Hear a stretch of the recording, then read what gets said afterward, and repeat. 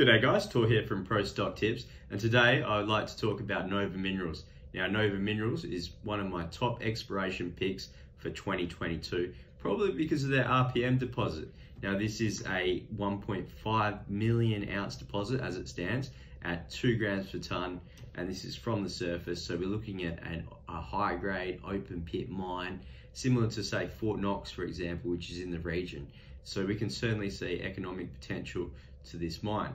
Now, within that maiden resource, this is their first round of drilling basically, and they've had some phenomenal intercepts. So they had 130 meters at 10 grams per tonne gold. Now that is huge. That is a world-class gold intercept, there's no doubt. And overall, it yielded, that was within 400 meters at 3.5 grams per tonne. So this is very high grade, very large drill intercept widths and from surface. So there's certainly a lot of potential here at RPM. Now they've conducted their geophysics, so they've detected magnetic anomalies. So that potentially this could be a much larger system, and they could, exploration here, which is planned for 2022 obviously, could yield many more millions of ounces to this resource potentially, and potentially hopefully we'd see consistent high grade, a consistently high grade resource, which would be absolutely fantastic and a game changer for Nova Minerals. Now the discovery of RPM doesn't appear to be priced into the current share price, as it was sitting at around 10 to 11 cents before the discovery, pre-consolidation share price anyway, and basically it went all the way up to 19 cents and back down to 10, 11 cents. Now essentially that shows that after the discovery, investors sold off, perhaps due to the Omicron variant being announced, and basically this has sort of brought the share price back down to pre-discovery levels, which is fantastic for an entry point, right? Now if we look at a comparison stock, De Grey, obviously. Now De Grey has a very similar overall resource to Nova Minerals. So Nova has their Corbell deposit, which is their bulk scale deposit, which is overall a low grade deposit, so 0.3 grams per tonne. But there's several million ounces there. And if we add that and RPM together, there's got a 9.6 million ounce resource. Whereas De Grey is also sitting slightly under 10 million ounces at the moment. Obviously that's about to go up with their next resource estimate. However, for a similar number of ounces, you've got De Grey with the $2 billion valuation and Nova Minerals with a current $200 million market capitalization. So that's a difference, an order of magnitude. Basically, De Grey is trading 10 times higher in terms of valuation than Nova Minerals as it stands. Now, that seems a bit crazy because, certainly Nova Minerals also has a lot of upside here. Now, the difference between valuation between Nova Minerals and De Grey is probably their location. So De Grey is operating in the Pilbara, plenty of infrastructure there and logistics in place for them to be able to easily develop a mine within the next few years. So it's basically going to go ahead, and investors have that certainty and confidence that there will be, no loss of capital here because they can develop a mine. Whereas Nova Minerals, for example, it's in a more remote location. It's in a tier 1 jurisdiction of Alaska, so in a region where there's plenty of similar mines being developed. We've already mentioned Fort Knox.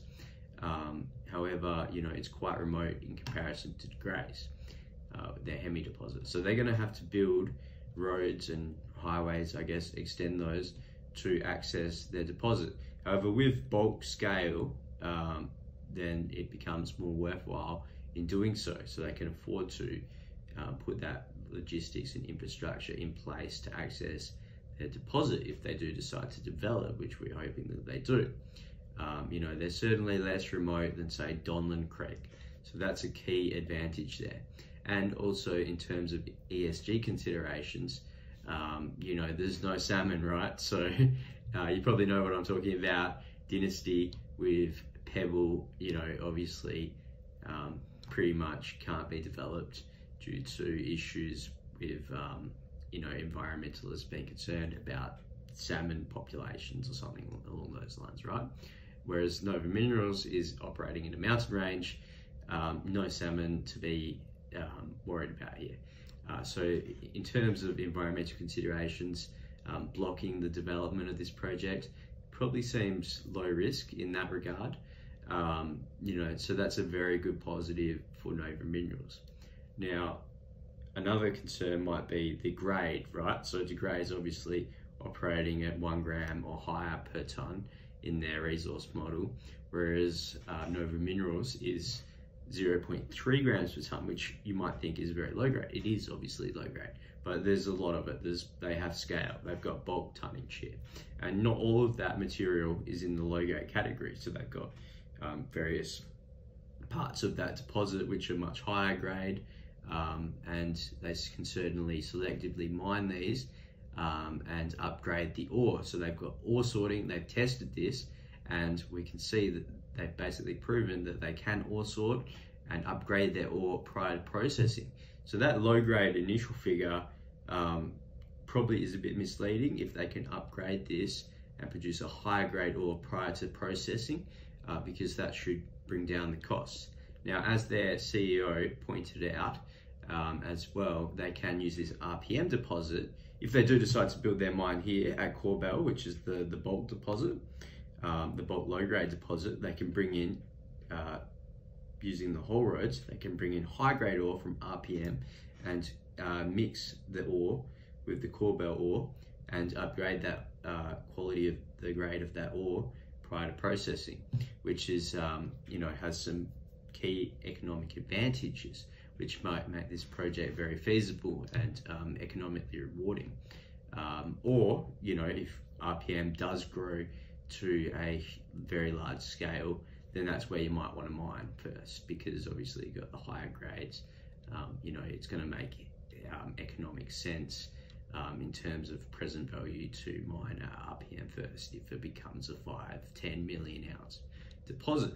Now, the key catalysts here are the drilling programs. So if RPM exploration does yield successful results, then you could certainly see a large rise to the share price on that exploration success, which is why I'm investing in this stock, because I'm hoping for that exploration success. Obviously, we've seen their geophysics, there's potentially a lot more there. So exploration success is a key driver for Nova Minerals. You've also got their Korbel deposit. So this is another catalyst. They're going to do resource upgrade here. And, you know, basically we're probably talking about, even in the next resource update, you're probably going to cross that 10 million ounce mark, which is probably going to put this into the tier 1 category.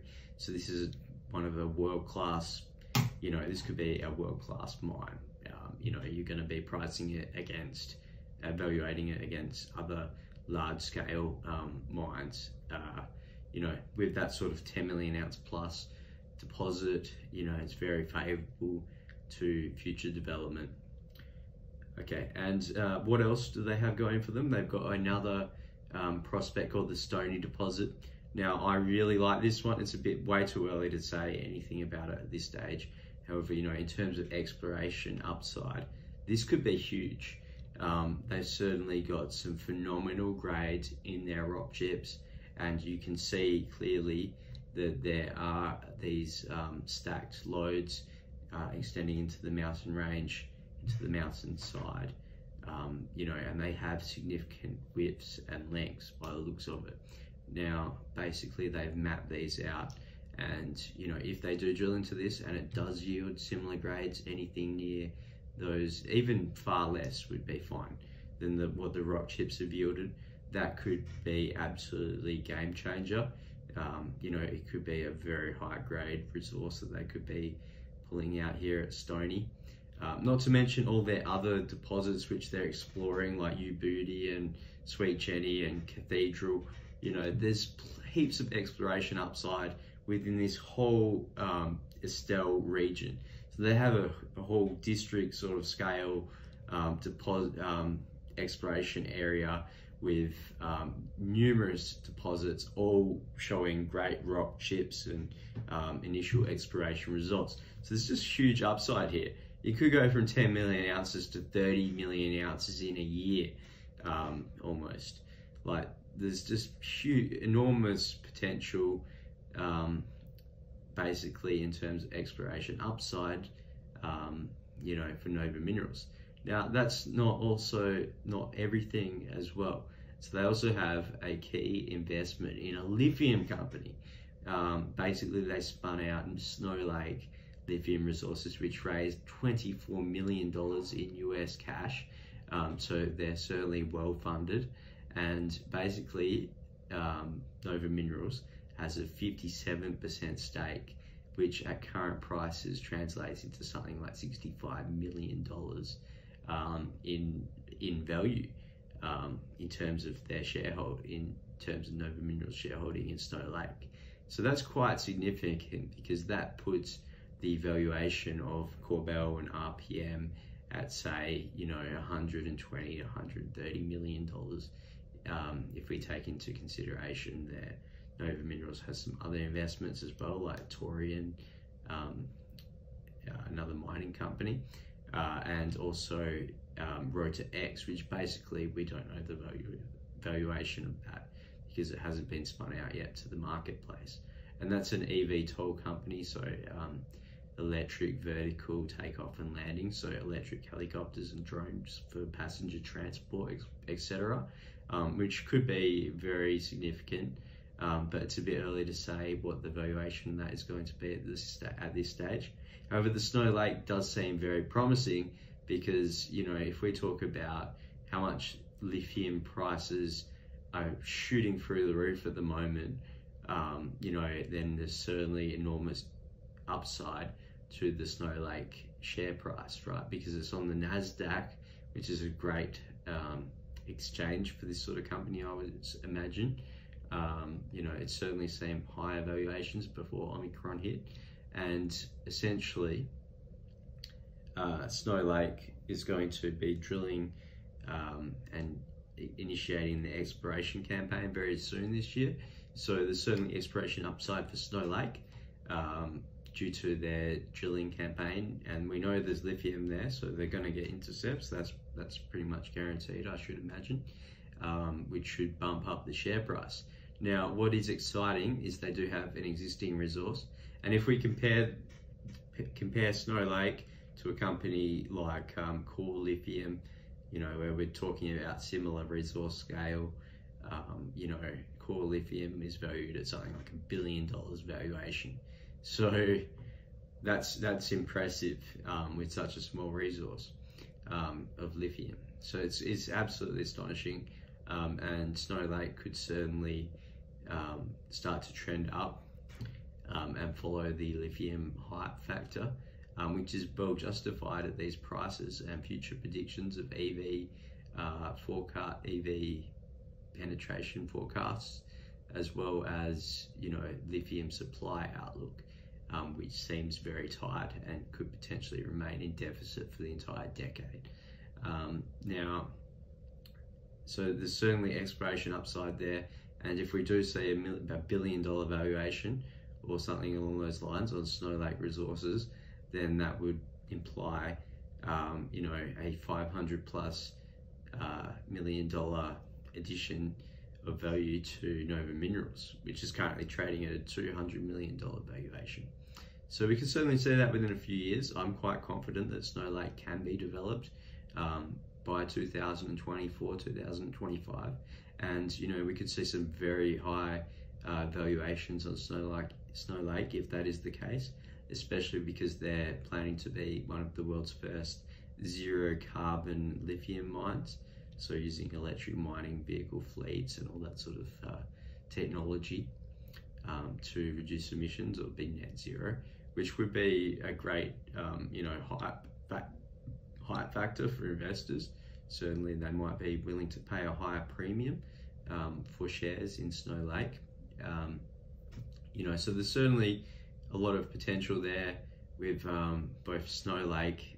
Also, another important consideration is that Nova Minerals has one of the lowest exploration costs per ounce of gold.